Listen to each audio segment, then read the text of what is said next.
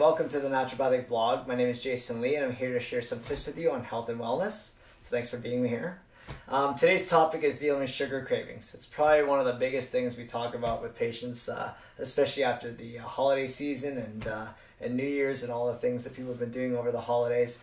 I find this is the time of year, even myself, it's always a bit more challenging. There's so many social events and so many things you're doing, and obviously your diet goes out the window over the holiday. And then for a lot of patients, come January, that's when all the problems start hitting. So for me, I start seeing issues with patients with sugar and even just dietary issues happen sometime around middle of October, because people are sort of heading up to Halloween and other kinds of things. They have all this chocolate around the house. Next thing you know, they're like, I'll just have a little bit of it. And next thing you know, they're just packing it in all through October. Halloween hits. And then basically, kids bring back all the candies, and then people can't seem to get rid of it, so they're starting to eat that throughout the month of November.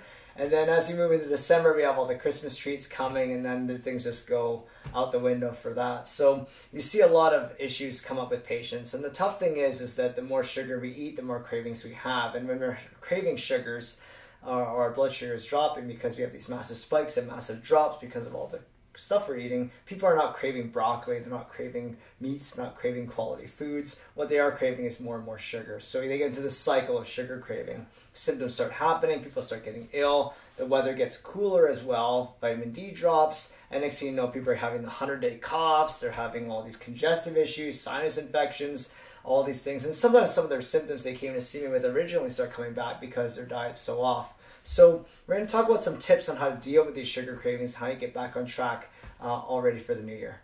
So tip number one, the key is to make your home and work environment no fail. This is tough because it's easy to say, I'm not going to have this piece of chocolate, I'm not going to have this bag of chips, I'm not going to have these Christmas cookies after you just had one.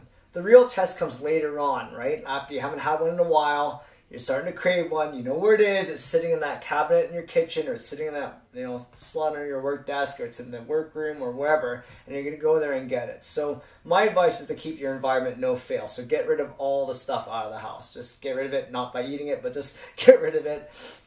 Bring it to your friend's house, bring it to people you don't care about, just give it to them, but just get it out of the house. Don't even buy it. Some people have this mentality of, well, if I have company over, I want to make sure I have these things. But in the end, a lot of the time you're just eating it yourself, or you're feeding it to your family. So keep the environment no fail to make sure that when the cravings come, all you have left are healthy things. Like in my house, for example, I've never been a fan of chocolate. I don't really care much about it at all. But my biggest thing is chips. Salty, crunchy things are things that I crave. So I do not carry any chips or any crackers or anything crunchy and salty in my house, because I know when I have a craving, I'm going to go have it. And I'm not one of those people that can have, this is just a serving of like 1 or 2 chips. Like who does that anyway? I eat them by the bag, right? So I'll have them by the fistful and I will finish them. I have cravings like everybody else. So I keep my environment no fail that is not in the house at all, and it just makes it a lot easier for you. So remember, number one, keep your environment no fail. Tip number 2, you can apply some of the principles of eating called intermittent fasting to reduce your insulin demands on the body. Now this is something I've been doing probably for the last 3 or 4 years, where I have only basically 2 meals a day. I know it's kind of crazy because a lot of people are thinking, well, what about breakfast? It's the most important meal of the day. My main meals are at lunch and at dinner. I don't really have breakfast. The key of intermittent fasting, and again, I'll do a whole vlog on this, is basically to reduce the body's demand for insulin. When we eat all the time, or when we snack continuously throughout the day, what we're doing is we're spiking insulin all the time. Insulin is a hormone that helps the body take sugar from the blood and store it into the cells for energy. The problem is if you keep spiking it all the time with these constant snack meals all the time, your body becomes more and more insensitive to the insulin, and you need more insulin to regulate that response. Therefore, when you eat, you're actually going to get more tired and you're going to start craving a lot more. So with intermittent fasting, the goal is to give yourself probably about a good 8-hour window where you're eating and a 16-hour window where you're really not eating. It can be a bit different. You can change the times around a little bit, but the key is to eat in a very small window and give yourself more time to fast. Fasting is an interesting thing because fasting is not what people think. It's not starvation. What you're doing is giving yourself a break from food to allow the body to detoxify, to cleanse, and to regulate your insulin. What happens when you fast is it actually conserves energy, gives you more energy, and helps you regulate your sugar cravings a lot better. Sugar cravings actually drop, your energy goes up, and your demands for food decrease as well. There's some Nobel Prize work done on this actually in 2017 where two doctors studied a process called autophagy, which is basically how the body cleanses and purifies itself. And one of the best ways of getting your body into that state, and it's free, is to do some level of intermittent fasting.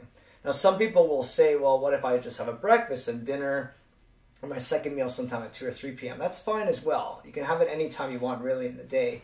But my advice for patients, the best times that seem to fall best with most social schedules as well as work schedules, is to have a lunch somewhere between 11 a.m. and 12 p.m.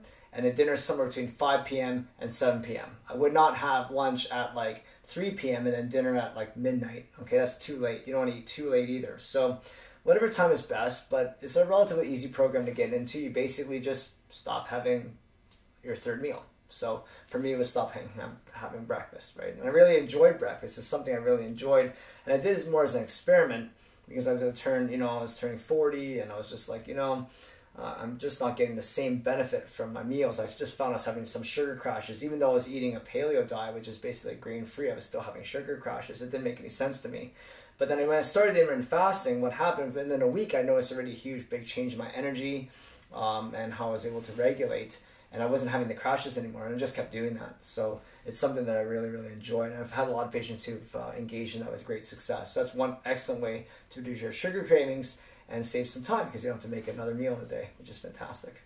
Step number 3, eat nutrient-rich foods and avoid nutrient-void foods. I mean, this is a real simple concept to get, but it's hard to do because people, like I said, when our blood sugars are low and we're craving sugar, we're not looking for like nutrient-dense foods. We're looking for starchy, carbohydrate-driven, sugary things. So again, goes back to step 1, is keep your environment no fail. And stock some of these in your cabinet, and it'll make a big difference in how you balance your sugar. So eat lots of good quality oils. I mean, the best oils to take in are oils that are actually solid at room temperature, so like coconut oil or ghee. I know there's a lot of people say, well, these oils are saturated. They're not good for you. They're just saturated fats. They're bad. They're actually absorbed very well into the body. They help regulate medium-chain triglycerides, which help to regulate the liver function. They help with energy, and they help with regulating blood sugar. You can use them for cooking. You can use them in foods. You can put them on different things. It spreads. It's totally fine to take in. Great fruit, actually, that's very versatile. You can add to shakes. You can add to meals. Is avocado. It's a fantastic fruit. It's fatty fruit. Lean proteins like good quality meats and fishes and things like that are great. Eggs as well. For my diet, I would say that about 30% of my diet is protein or meat driven. The rest is vegetables and fat. I don't really have a lot of starch in my diet. If you asked me this like 15, 20 years ago, one day you wouldn't be eating rice with every meal, I'd be like, that's impossible. There's no way I could survive without rice. But actually, you do survive and you feel a lot better without it. I still miss it. I still love rice, don't get me wrong. But keeping it very, very low has helped me to regulate my body composition, helps me with energy, and it helps a ton with cravings. Because the thing with starch I find funny is when you start eating it, you actually start craving more as you're eating it. So like when I eat rice now, as I'm eating it, I could just keep piling more on. The same with pasta, same with all these things, because it just triggers that insulin response and makes you want these things more and more and more. So my advice is just avoid them most of the time. I mean, I have rice, or I might have some wheat here and there if I go out to eat with friends or some event, but most of the time I don't even have these starches at all, and I feel a lot better. Any kind of vegetable. I mean, people are like, which vegetables are the best? I mean, the ones you eat. I would give some variety to things. Anything dark green leafy is fine, but I use a lot of other non-starchy vegetables that are also quite good. I use a lot of zucchini, I use a lot of asparagus, I use a lot of cauliflower, broccoli. These are vegetables that they're not starchy, but they're not leafy either. They kind of make you feel full when you eat them. You can roast them, broil them, stir fry them, do a whole bunch of things. I even do some other root vegetables, like I might do sweet potatoes, yam, squash. I recently got into celery root. It's a super ugly looking vegetable, but I mean, you just cut up, chop it up, dice it, and you can saute it. You can make, almost like hash browns out of it and things like that. So be creative with your foods. They're quite good. Green powders are great to add to your diet as well, like spirulina, chlorella. You can have them in green drinks and different kinds of things. They can help curb your appetite as well. Nuts are great to add to your diet too. Nuts or seeds, you can throw them into salads, you can throw them into shakes, you can throw them onto food. You can roast them, but make sure when you get them, you don't get the salted ones and don't get the ones that are candied, of course, and sugared. Other great sources of foods that are great for regulating blood sugar are fermented foods like kimchi, sauerkraut, and pickles, but not the Vicks pickles, but the ones that are truly fermented. These are great vegetables that help to curb your appetite, and they're also very good with food. So Anyway, make sure you avoid good stuff, avoid bad stuff, and keep the good stuff in there. Try and avoid processed foods, anything that comes in a box, anything that comes with ingredients that you can't understand. Of course, the sugars in any of the ingredients is probably not the best, but also avoid artificial sweeteners, because some people say, well, can I have artificial sweeteners because they're sweet and there's no calories in them, so that should be fine, right? Wrong. They actually trigger insulin response in the body as well. They trigger a craving response, and they actually make you want sugary things more. So I would avoid those as well. Okay, so tip number 4, add some lemon to your food. Lemon is a fantastic fruit. It's great. I mean, I know that people say the lemon, all fruit has glycemic issues, but lemon's actually quite good. I squeeze it onto lots of different foods. I put it onto meats. I put it on my salads. You can squeeze it on vegetables once they're cooked. You can squeeze it on vegetables when they're raw. The great thing about lemon is it reduces the glycemic load of the food you're eating. So while it also adds flavor, it reduces the glycemic load, which means the food is easier absorbed in the body. Another tip you can also do is take a teaspoon of apple cider vinegar before each meal as well. Apple cider vinegar is a fermented product. It's good for gut bacteria, but it also helps to break down food, it helps with digestion, and takes the pressure off the intestinal system to allow you to absorb your food a lot better.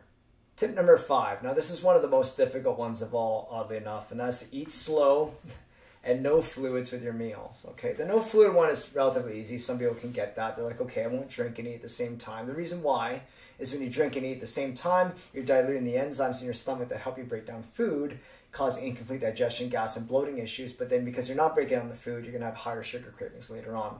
But the hardest one is to eat slow, because eating it's like a behavior. People don't think about it. They just do it automatically. It's kind of like when you brush your teeth in the morning. You brush your teeth the same way. You've been doing it every day for the last, I don't know how many years.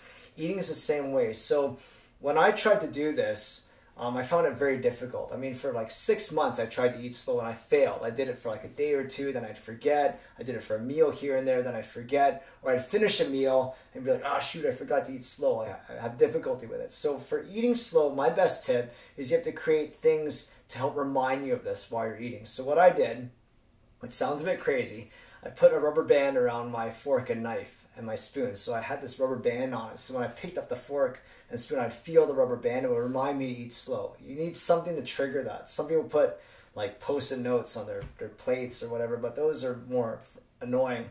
The rubber band trick did help me out a lot, and it trained me over time to start eating slower and slower and slower, to the point where I could go out to eat with friends and I realized I'd be the last person eating, which is great because I was always the first for many years. So that's one tip you can do. Whatever technique works for you is totally fine, but eating slow is absolutely key. You should not be eating a meal within 5 minutes. You shouldn't be eating a meal in 10 minutes. It should take you about half an hour to eat a meal, which might seem like forever.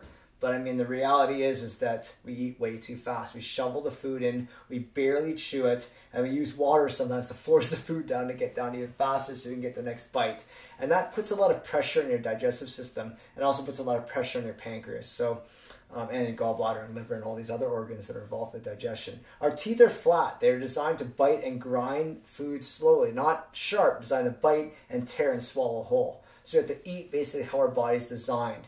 If we eat fast, it's like trying to drive a Ferrari off-road. It's not designed to go off-road. The car will not function properly. So you can't get mad at the car for not performing well. We didn't drive it in the right environment. The body's the same way. We need to eat food the way we're designed to eat it, which unfortunately is slow. Our teeth are flat. They're designed to grind. We have to chew our food. Very, very key. Tip number 6, curb your cravings with hydration. That is absolutely key. If you're having sugar cravings, stay hydrated. I mean, the average adult needs to take in about 2 liters of water a day. Some people will take in a little bit here and there and say, well, I think I might have taken in enough. But when they really add it up, it's not that much at all. You can add things to the water if you like. You can squeeze some lemon in there if you want. You can throw some greens powder in there, or some spirulina or chlorella in there if you want. These are just ways of getting the hydration into your system. But what's great about it, it also reduces your sugar cravings at the same time. Tip number 7, curb your sugar cravings with activity. Sometimes patients will overeat, and I'll ask them why, and a lot of them will say, you know what, I'm just bored. Like, I have nothing going on, I'm just chilling out in front of the TV, or I have nothing happening, and people just eat out of boredom. So one of the best ways of dealing with your sugar cravings is just to stay active with things, whether it be sports or activities or work, or if you have something to do, just stay active. And when you do that, your body's in a state of movement. You don't have that time to sit and think about, what am I going to eat, or raid the fridge and stuff like that. Because most people, they do. I'm the same way. If I start snacking on things, I'll just start snacking just mindlessly putting things in my mouth. So if you stay active, it can also help you deal with those sugar cravings too. Okay, tip number 8, ensure proper sleep. This is absolutely important. The body does most of its detoxification, most of its repair at night. It's kind of like you as a person. I mean, when do you actually clean your home? When do you do, chores? It's sort of when everything else is done. It's like, okay, now I got some time. I'm going to do this to clean my house. The body's the same thing. It does its cleaning at night when the body's asleep. If we don't get enough sleep, the body can't go into that purification cycle. It also can't regulate pancreatic secretions. It can't regulate our insulin. It does a lot of things at night. So we have to make sure we get enough sleep to help balance out our endocrine system, balance out our digestive system, and balance out our blood sugars. Tip number 9, eliminate coffee. This is always a thing that people hate. I mean, I've done a vlog on coffee. Some people loved it, some people hated it, but I'm not a huge fan of coffee, only because coffee affects enzyme production in the body. It's also very acidic as well, and it affects many, many of our digestive organs, including our liver, including our gallbladder, including our pancreas. Coffee is one of those things that just affects all of these systems, and it puts more stress on the system as well. So when we take the coffee out of the body can actually start to secrete a lot better, it can start to digest a lot better, and you'll start to see a change in your blood sugar and your sugar cravings. The worst thing too is what people add into coffee as well. People put like cream, put milk, put sugar into the coffee. These things also spike our sugar levels as well. So just getting off it would help a lot with balancing out those cravings and even your sugar levels in general. And finally, tip number 10, make sure you take proper supplementation. Unfortunately, the food quality is just not the same as it used to be. We do need to supplement, I think, for maximum benefit in the body, but of course it depends on the quality of your supplements and things like that. So some suggestions, of course, are a good multivitamin, a good omega-3 fatty acid oil, like a fish oil of some kind, and probiotics, because these all help with digestion, they help with overall function, they help with inflammation, they're just fantastic. Specific things for sugar cravings, I find what really helps a lot of patients who are magnesium deficient, tend to have a lot of sugar cravings, so magnesium supplementation may be key. And also B vitamin deficiencies. These are burnt heavily, B vitamins and magnesium burnt heavily when the body's under stress. And of course, when we're under stress, we crave more foods, especially sugary, starchy foods. So these are things to look into: B vitamins, magnesium, fish oil, probiotics, and other kinds of things. Again, for more specific recommendations, it's probably best to see your practitioner to get better advice on that. But these are just general things that can help out. So we're also going to include some links to some films and things you might want to take a look at on what sugar does to the body and how it affects you in general. But always, thanks for listening. My name is Jason Lee, and thank you for listening to the Natural Life Vlog.